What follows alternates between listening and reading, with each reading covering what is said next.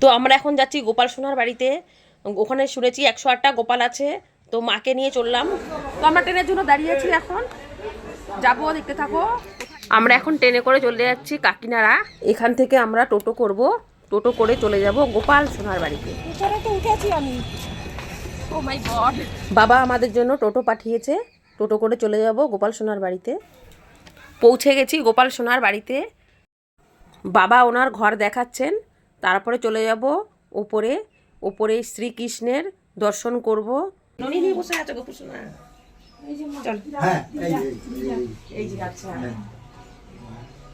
এই যে আমাদের বড় মাথায় তো 14 সালে, হ্যাঁ 14 সালে দেব রাখলেন। গোপুসোনা গো, কত বড় গোপুসোনা।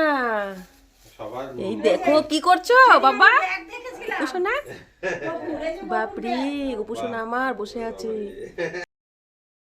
এখানে দেখো কি সুন্দর শ্রীকৃষ্ণর মূর্তি, কত সুন্দর লাগছে। তার দর্শন করে সত্যি মনটা আমার খুব ভালো লাগলো।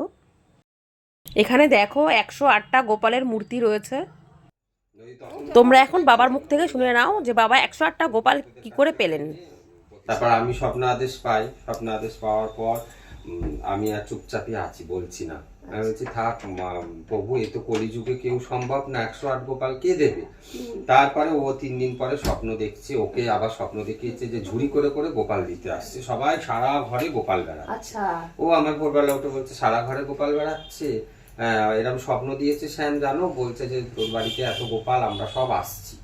4-5 বছর আগে থেকে শুধু বাচ্চাদের ও স্বপ্ন দেখছে, ছোট ছোট সুন্দর সুন্দর বাচ্চা সারা ঘরে বেড়াচ্ছে, এই এসছে কথা বলছে, নিয়ে করে করে ঘুরছে। বলছে এত বাচ্চা দেখি কেন গো, এখন তো আর ধরো আমাদের বাচ্চারাই বড় হয়ে গেছে, এবার আর ছোটবেলা থেকে তো এই ঠাকুর দেবতা নিয়ে আমরা থাকি, ব্রাহ্মণ পূজারি পুজো করি, আর এই ভগবানের ওপরে বিশ্বাস এই নিয়েই পড়ে আছে। তারপরে ওকে আমি কাহিনীটা বলছি যে শ্যাম এরাম আদেশ করেছে। তারপর আমি প্রথম একজনকে বলি যে এরাম আমি স্বপ্ন আদেশ পেয়েছি, সে ওই রাতে স্বপ্ন পেয়েছে, ওই ওকে প্রথম দিল। আচ্ছা, ওই গোপকে ও তখন স্বপ্ন পেয়েছে যে আমাকে, হ্যাঁ আমাকে গোপাল দিচ্ছে। ওই মাঘী পূর্ণিমার দিন ও প্রথম আসে। ও আসার পর ওই 145 জন গোপাল, ওই এই 108 জন গোপাল 45 দিনের মধ্যে চলে আসলো। এবার এই নবদ্বীপ থেকে, মায়াপুর থেকে, তারপরে পুরী ধাম, বাবা ধাম, তারপরে তোমার ওই কি বলে ওটাকে, তারকেশ্বর, তারাপীঠ, কালীঘাট, সব জায়গা থেকে থেকে ভক্তরা। লাস্টে আমি বলছি কি যে শ্যাম তুমি তো এত লীলা দেখালে, এবার বৃন্দাবন থেকে এসে দেখি দেখাও। তখন যেই বলেছি তখন উনি আদেশ করলো যে কাকে ফোন করলে বৃন্দাবনের গোপাল পাওয়া যাবে। তখন বেলঘড়িয়া এক ভদ্রলোক থাকেন, ওই মা বাবা, ওনাকে ফোন করলাম। উনি বলে আজকে আমি বৃন্দাবনে ঢুকেছি, আপনার জন্য বৃন্দাবন থেকে অষ্টধাতুর গোপাল যাবে। ওই ওপরে ওটা বৃন্দাবনের বড়টা সামনে, ছোটটা অষ্টধাতু। উনি তখন আমাকে এনে ওই বৃন্দাবনের গোপাল এনে দিল। তারপরে আসার পর পূর্ণ হলো 108 জন গোপাল। তারপর আমি উৎসব করলাম, শ্যাম আবার আদেশ দিল, বললো উৎসবটা করতে হবে ভক্তদের, এবার আমাকে দর্শন করা। এবার ওই বিছানা বসে সবাই আসলো ভক্তরা, তখন কিছু কেউই জানলো না। তারপর ওই হঠাৎ করে একজন ইউটিউবার ওরা আসলো, ভিডিওটা করে, এখন ভক্তরাও জেনে গেছে অনেকে। আমি টাইম করে দিয়েছি 4টে থেকে 6টার মধ্যে দর্শন। আর দুপুরবেলা যারা একদম নিতান্ত প্রসাদ নেবো বলে যে আমি একটু শ্যামের প্রসাদ অন্ন সেবা করব, তারা আসে দূর থেকে। ওই 11টা থেকে 12টা টাইম হয়ে গেছে। তারা দুপুরে একটু সেবা করে আবার বেরিয়ে যায়। আর 4টে থেকে 6টার মধ্যে ওনাদের দর্শনের টাইম। আমি ফোন নাম্বার অব্দিও কারোকে দিইনি। এক বাবা এসে 1000 কার্ড ছাপিয়ে দিয়েছে, বলছে যে গোপালের কার্ড আপনার নাম্বার দিয়ে ছাপিয়ে দিলাম, এটা ভক্তদের একটা একটা দেবে। এখন প্রচুর ভক্ত সবাই আসে দর্শন করতে চায়। আর উনি তো একদম জাগ্রত, শ্যাম বসে রয়েছেন, উনি পুরীধাম থেকে এসছেন, ভক্তের মনোবাসনা সকলের পূর্ণ করে। এই 108 জন গোপাল আর এই শ্যামজি যে কি রূপে এই কলিযুগে ধরা দিয়েছে, অনেক ক্যান্সার পেশেন্ট, অনেক বড় বড় রোগগ্রস্ত মানুষরাও এখানে এসে মুক্ত হয়েছে প্রভুর কাছে এসে। তো সেই জন্য, আর উনি হচ্ছে সব বাড়িতে যায়, সবার বাড়ি বাড়ি যেখানে আদেশ করে সেখানেই ওনাকে নিয়ে যেতে হয়। এই হলো ঘটনা। আর এই যে ওনাদের সেবা, সবাই নিচে নামে প্রতিদিন অন্ন সেবা, সকালের সেবা, বিকেলের সেবা সব তাদের গুছিয়ে সব করতে হয়। এই জন্য আমি ভক্তরা অনেকে বোঝে না, বলে আপনার ওখানে টাইম এইরকম 4টে থেকে 6টা, দুপুরে একটু ওই সোয়েটারটা গায়ে তো সব দিয়েছিল, মন্দিরই যেটা বন্ধ দিয়েছিল। থাকে। হ্যাঁ এক সময় হ্যাঁ, আর ওই কৃষ্ণ বলরাম গঙ্গা থেকে আমার মা কুড়িয়ে পেয়েছিল, মার যখন 9 বছর বয়স। হ্যাঁ, ওই ওপরে আছে। হ্যাঁ, ওই দেখাচ্ছি।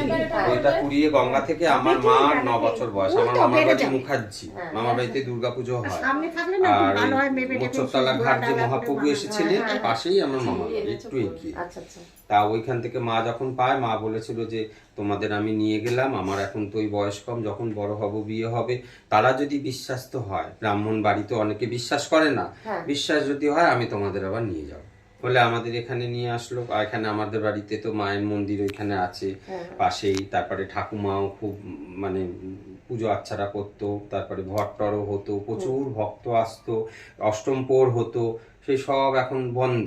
ঠাকুমাও মারা গেছে, আমার মাও মারা গেছেন।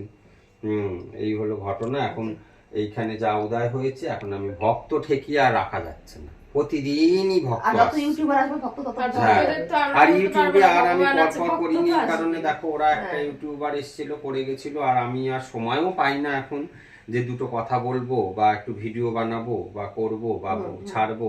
প্রভুর ইচ্ছা ছিল বিশ্বের কাছে পরিচয় দেবে, এমনকি এটা অহংকার করে বলছি না, আমেরিকা থেকেও ফোন এসছে, বাংলাদেশ থেকে প্রচুর ফোন এসছে, তারা সব দেখেছে এই দৃশ্যগুলো, ফোন করে করে বলছে প্রভু যাব, আমরা দর্শন করব। আমেরিকা থেকেও অনেক ফোন, দিল্লি থেকে, তারপরে এসছে বসিরহাট, ধানবাদ, তারপরে বর্ধমান, দুর্গাপুর, এদিকে সল্টলেক, যাদবপুর, কালীঘাট, সব ভক্ত দল ধরে ধরে সব দর্শন করতে এসছে। আর যার মনের আশা আছে সে বলে যাচ্ছে প্রভুর কাছে, প্রভুও কৃপা করছে আর কি, দুহাত দিয়ে ভক্তদের কৃপা করছে। হ্যাঁ, আর আমার একটা দেখো, আমার এখানে কোনো ওই টাকা পয়সা বা ভগবান দর্শন করবে অনেক ব্যাপার নেই। আমার একটাই ব্যাপার, আমি ভক্ত ভীষণ ভালোবাসি, আর ভক্তের হৃদয়ে ভগবান বাস করে। ভক্ত সেবা যে করতে পারে তাহলে তো ভগবানের সেবা হয়ে গেল, আর এর বেশি বুঝি না। আমি এই সামান্যটাই বুঝি, এই নিয়েই চলছি, আর জানি না এর কোথায় শেষ বা কোথায় কি। একটু প্রসাদ সেবা করছি এখন। সোয়েটারটা দেখো হবে কিনা। হ্যাঁ দেখো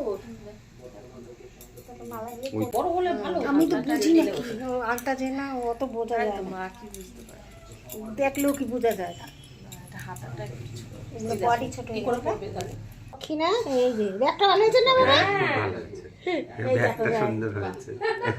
দক্ষিণা নিয়ে যায় সবাই, হাসছে, ব্যাগটা নিয়েই দক্ষিণা হয়ে যাবে। কোথায় রাখবা? পছন্দ হয়েছে। নিবি নে। কি দিয়ে চান করেন বাবা?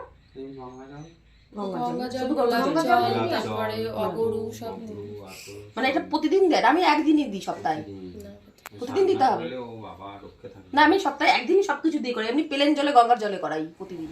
কি খুশি আমি, আমি কি খুশি গো, আমার গোপসোনাকে আমি পেয়ে গেছি। আমার গোপসোনাকে পেয়ে আমি অনেক খুশিতে, আজ আমি সত্যি খুব খুশি, মনটা আমার পুরো শান্তি হয়ে গেল, পুরো মনটা আমার ঘুরে গেল বাবাকে পেয়ে। চলো চলে এসো।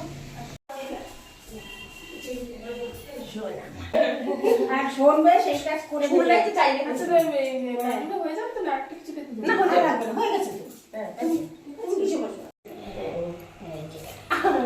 ঠিক আছে। নে এবার চলো চলো আমার এখন আমরা একটু সেবা নেব, বসি।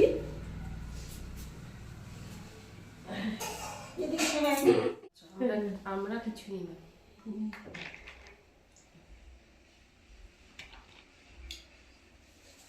পেট ভরে খাবে হ্যাঁ ঠিক আছে, না না ঠিক আছে ঠিক আছে, লাগবে খাবে ঠিক। প্রসাদ ঠিক ভালো লাগছে। হ্যাঁ আজকে খাবে। এমনি খেতে চায় না আমরা। আজও না। তো সেবা করা শেষ হয়ে গেল আমাদের, তাই এখন একটু বসবো, বাবা মা সেবা করে নিক, তারপরে আমরা বেরিয়ে যাবো। এখানে রয়েছে অনেক বছরের পুরনো কালী মায়ের একটি মন্দির, অনেক পুরনো গোপাল বাড়ি। এটা আমার ঠাকুমা দাদু করেছিলেন এই মন্দির, আচ্ছা প্রতিষ্ঠিত দাদু করেছেন, এই বহুদিনই পুরনো। এখন এইভাবে মায়ের মন্দির বেনারস থেকে শিব এনে প্রতিষ্ঠা করা এই মন্দির। আমাদের এখন 4টে পরিবার, আমরা বাবা জ্যাঠারা থাকি, সব এক সপ্তাহ করে পালা পড়ে। এখানে অষ্টম প্রহর হতো। এখানে মানে ঠাকুরের নাম ছাড়া আমরা মানে কিছু যেরকম বুঝি না, তাই প্রভুরও আবির্ভাব এখানে এইভাবেই চলছে আর কি। গোপাল সোনাকে দেখে বাড়িতে চলে এসেছি, তো আশা করি তোমাদের ভিডিওটা খুব ভালো লেগেছে। তো লাইক কমেন্ট করতে ভুলবে না কিন্তু, আর অবশ্যই সাবস্ক্রাইব করবে। তো দেখা হচ্ছে পরের ভিডিওতে, বাই।